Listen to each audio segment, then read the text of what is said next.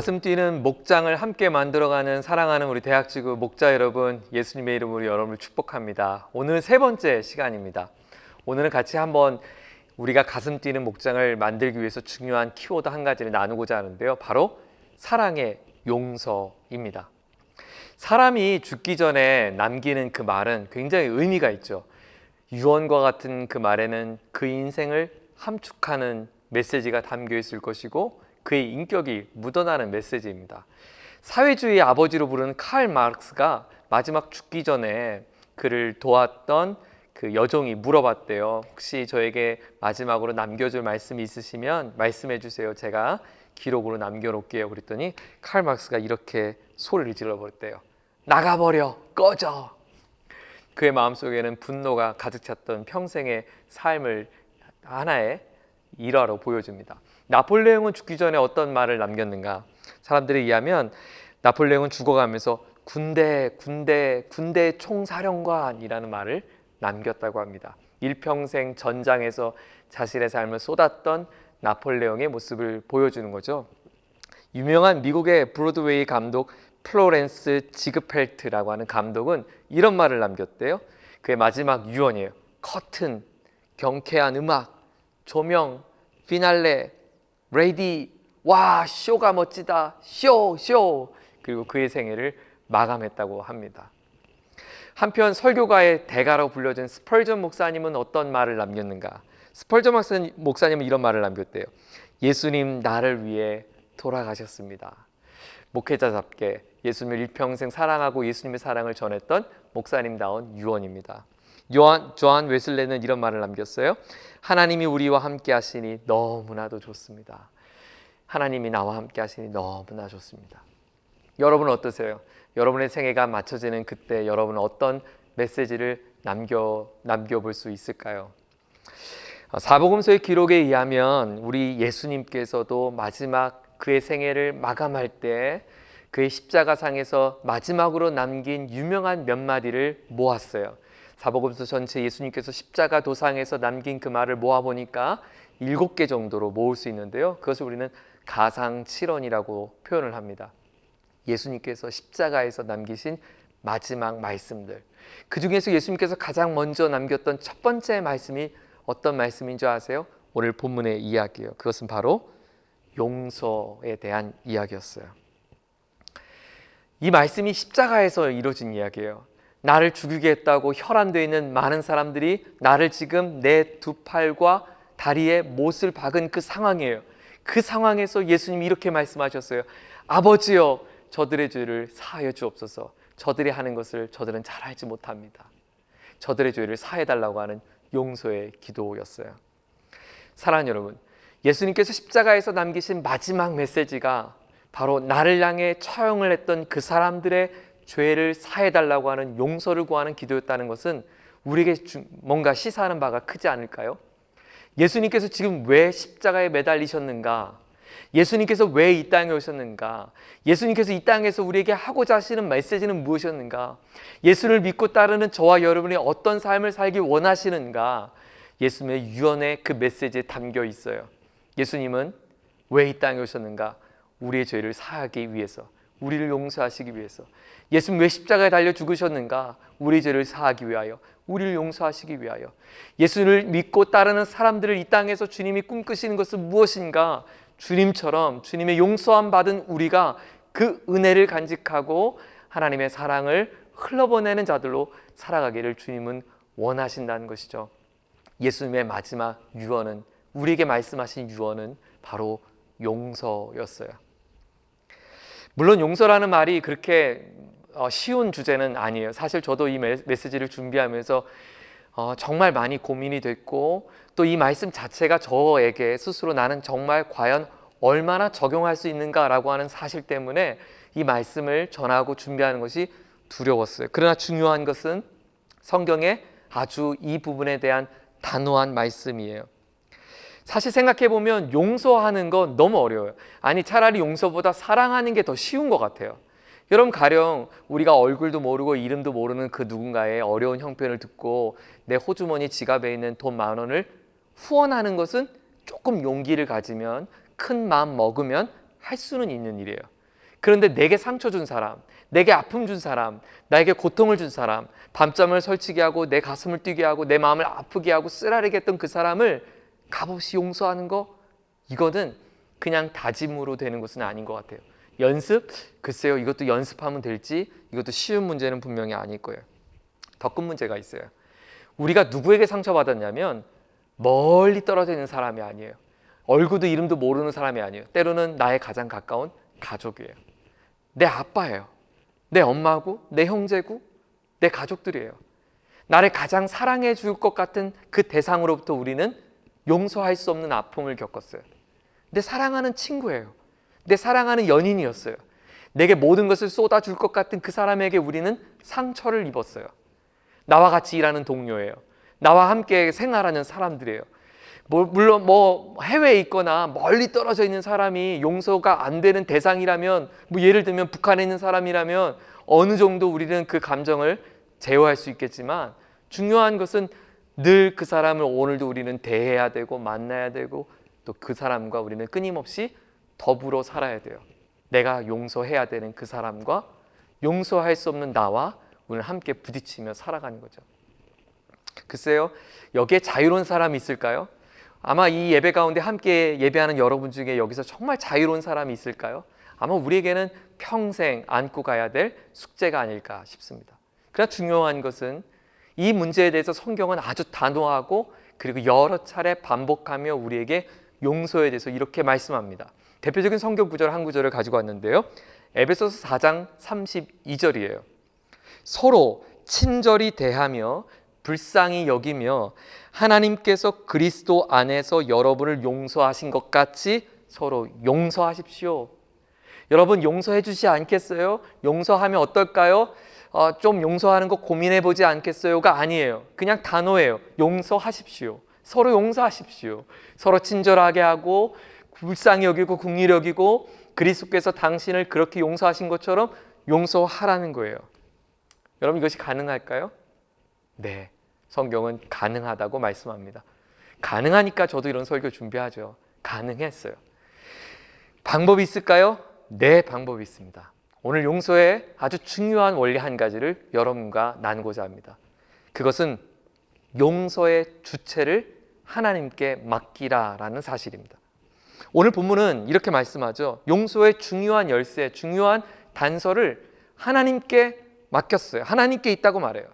하나님께서 그리스도 안에서 당신을 용서하신 것 같이, 하나님께서 그리스도를 보내셔서 당신에게 용서를 실현하신 것 같이, 하나님께서 예수를 십자가에 달려 죽게 하신 그것 같이 당신도 용서하라는 거예요. 무슨 말이냐면 용서는 하나님의 역할이라는 거예요. 용서는 내가 하는 게 아니라 하나님의 역할이니까 하나님께서 우리를 용서하신 그 하나님의 역할을 하나님께 맡기고 그 용서 안에서 당신은 용서할 수 있다는 거예요. 좀 쉽게 설명할게요. 우리의 부담은 뭐냐면 내가 용서가 안 된다는 거잖아요. 내가 그 사람이 사랑스럽지 않고 그 사람이 불쌍하지 않고 그 사람 보는 것이 괴로운 거예요.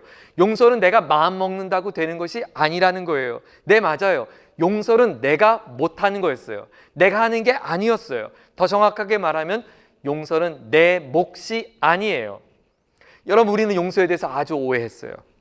용서는 내가 상대를 감싸주거나 상대 잘못에 대하여 눈 감아주는 행동이 아니에요. 용서는 반드시 그 사람과 내가 어긋난 관계를 당장 화목하게 화해해야 하는 역할을 해야만 하는 것도 아니에요. 오해예요.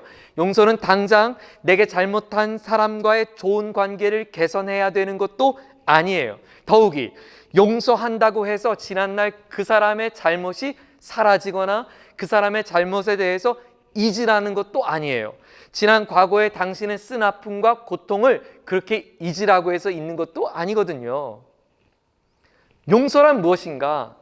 용서는 내게 잘못한 그 사람에 대한 그 사건, 그 사실에 대하여 나의 태도를 바꾸는 것입니다. 다시요. 용서는 내가 지금 나에게 상처를 준 그 사람에 대하여, 그 사건에 대하여 나의 태도를 바꾸는 거예요. 분노를 가졌던 나의 태도를 바꾸는 거예요. 억울함의 태도를 가졌던 나의 태도를 바꾸는 거예요. 과거의 상처를 안고 살았던 나의 태도를 바꾸는 거예요. 왜?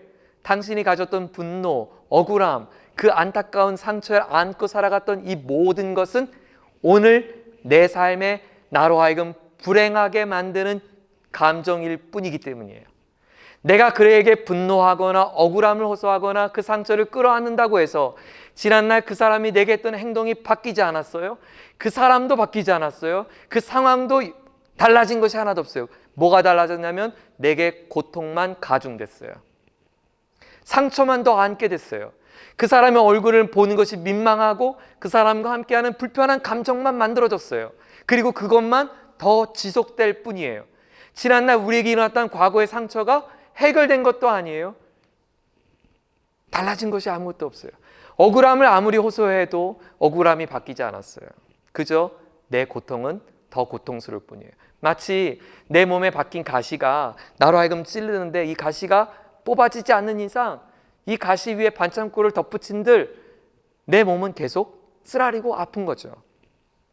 우리는 마치 누군가에게 내가 나에게 해를 입게 하면 되돌려주고 싶어요.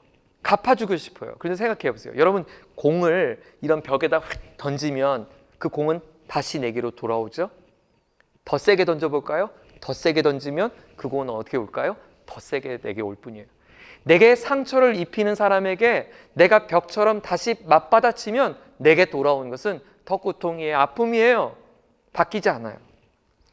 내가 과거에 상처받았다는 사실보다 더 중요한 사실이 있어요.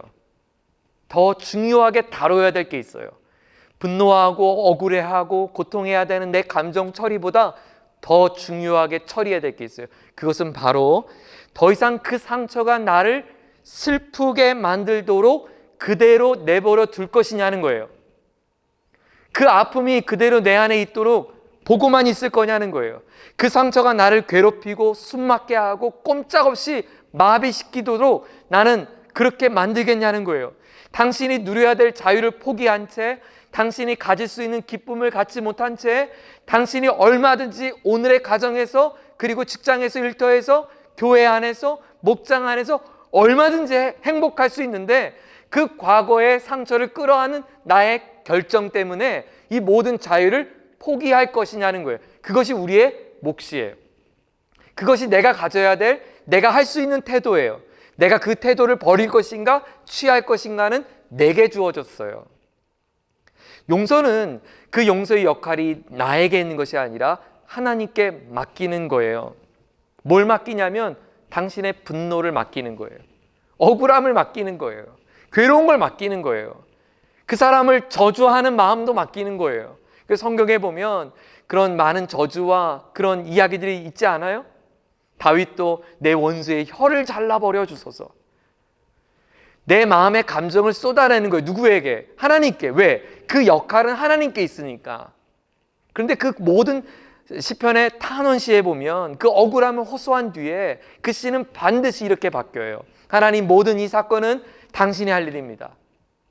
저는 그 하나님을 신뢰하겠습니다. 그리고 하나님이 내게 주신 오늘의 삶에 저는 감사를 선포하겠습니다. 예수님은 어떻게 하셨을까요? 오늘 제가 이 이야기를 나눴던, 서두에 나눴던 예수님의 마지막 죽음의 고별 설교라는 것을, 고별 메시지라는 것을 잊지 마세요. 예수님은 지금 내 손에 못을 박고 내 발에 못을 박은 그 사람들 보는 그 자리에서 당신에게 분노와 아픔과 고통과 탄원을 끌어안는 것이 아니라 하나님께 맡겨버렸어요. 심지어 십자가 위에서 말이죠. 그리고 이렇게 말해요. 누가복음 23장 34절 오늘 본문이에요. 아버지, 저 사람들을 용서해 주십시오. 저 사람들은 자기네가 무슨 일을 하는지를 알지 못합니다. 지금 내게 무슨 일을 하는지도 알지 못하는 그 사람들, 내게 고통과 상처와 아픔을 주는 그 사람들, 그 모든 것, 그것을 하나님께 맡겨버립니다. 그런데 오늘 본문에 보면 이렇게 예수님이 기도하신 뒤에 오늘 누가는 재미난 표현을 하나 덧붙였어요. 그 고백을 하는 그 중에 자기들이 무슨 짓을 하는지 모르는 그 사람들의 행동을 이렇게 묘사했어요. 그들은 제비를 뽑아서 예수의 옷을 나눠 가졌다. 자신이 무슨 짓을 하는지도 알지 못하는 사람들, 우리를 위하여 용서를 구하는 예수님 앞에 그 예수가 입은 옷을 뺏을 궁리를 하고 있어요. 십자가 상에서 하나님 앞에 우리의 삶의 모든 문제를 내어 맡긴 예수님 앞에 더 뺏어 먹을 게 없나, 더 가져갈 게 없나, 그거 궁리하고 있는 거예요. 그들의 잘못을, 그들의 인생을 예수님은 분노로 갖고 있는 것이 아니라 하나님께 맡겨버렸어요. 예수님은 자신을 향해 모진 비난과 그리고 고통을 돌을 던졌던 그 공을 다시 맞받아친 것이 아니라 흡수하셨어요. 마치 이런 거예요. 찰떡이 찰떡 반죽된 거, 쫀득쫀득한 거 반죽을 상상해 보세요. 그 쫀득쫀득한 반죽에 제가 까만 콩을 던져볼게요. 자, 던집니다. 그 콩은 어떻게 됐을까요? 반죽 속에 파묻히죠. 예수님은 자신의 삶의 그 십자가에 그 고통을 박아놓으셨어요. 하나님께서 용서의 도구로 주신 그 십자가에 박은 거예요. 맞받아친 게 아니에요. 하나님께 맡긴 거예요. 인간의 아픔과 수치와 진노와 모든 절망과 그 모든 저주를 하나님께서 마련하신 용서의 틀에 던지신 거예요.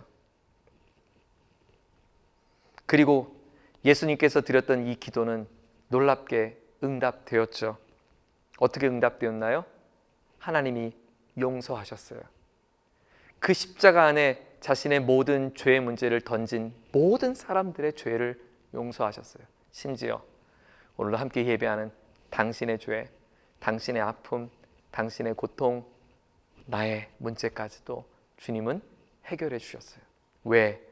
예수님의 이 기도를 하나님이 들어주신 거예요. 죄를 무력하게 만드는 용서의 능력으로 하나님은 용서하셨어요. 그리고 하나님과 원수된 우리가 하나님 앞에 자유자가 되고 하나님 앞에 은혜를 고백하게 되고 이 시간도 나와 예배하게 되었습니다. 사랑하는 여러분, 이것이 기독교가 갖고 있는 용서의 비밀입니다. 하나님의 사랑의 비밀이고 또 용서의 능력입니다.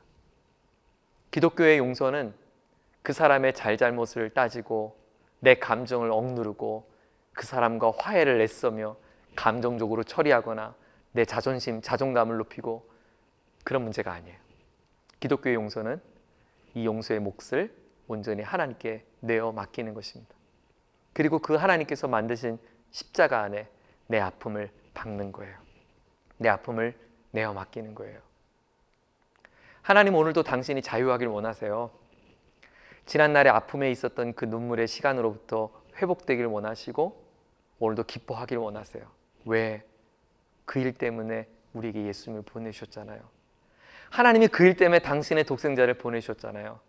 내가 너를 위해 모든 것을 이루었는데, 내가 너를 위해 모든 것을 다 해결했는데 왜 우리가 그 상처와 아픔 가운데 있냐고 주님 말씀하시는 거예요. 사랑하는 목자 여러분, 때로는 우리의 가까운 친구들, 가까운 목원들, 더 문제는 가까운 동료, 또 다른 목자들이 우리의 아픔의 상처의 대상일 수 있어요. 그런데 여러분 거기에서 자유 이제 하세요. 그 아픔의 굴레에서 이제 당신이 선택하세요. 더 이상 거기에 머물러 있지 말자고 그 모든 문제를 하나님께 내어 맡기고 하나님 주신 자유 앞으로 나올 수 있기를 바랍니다. 하나님 주신 십자가의 그 사랑을 기억하십시다. 그분이 나를 어떻게 용서하셨는지, 그분이 나를 위해 용서의 도구로 십자가를 보내신 그 사실이 내게 어떻게 의미 있게 다가왔는지. 오늘도 우리가 용서해야 될 많은 사람들이 있습니다. 기도하십시다. 하나님, 저는 그들을 용서할 힘이 없습니다. 하나님, 그들에 대한 이 상황을 제가 바꿀 마음도 저는 쉽게 가지지 않습니다. 이 모든 것을 주님께 올려드립니다. 주님이 용서의 주체자가 되어주십시오. 하나님, 그리고 당신이 내게 주시는 그 평화와 자유함으로 저를 축복해 주십시오. 오늘 그렇게 용서를 선포하고 용서 고백 속에 자유함을 경험할 수 있는 바로 저와 여러분 되기를 예수님의 이름으로 축복합니다.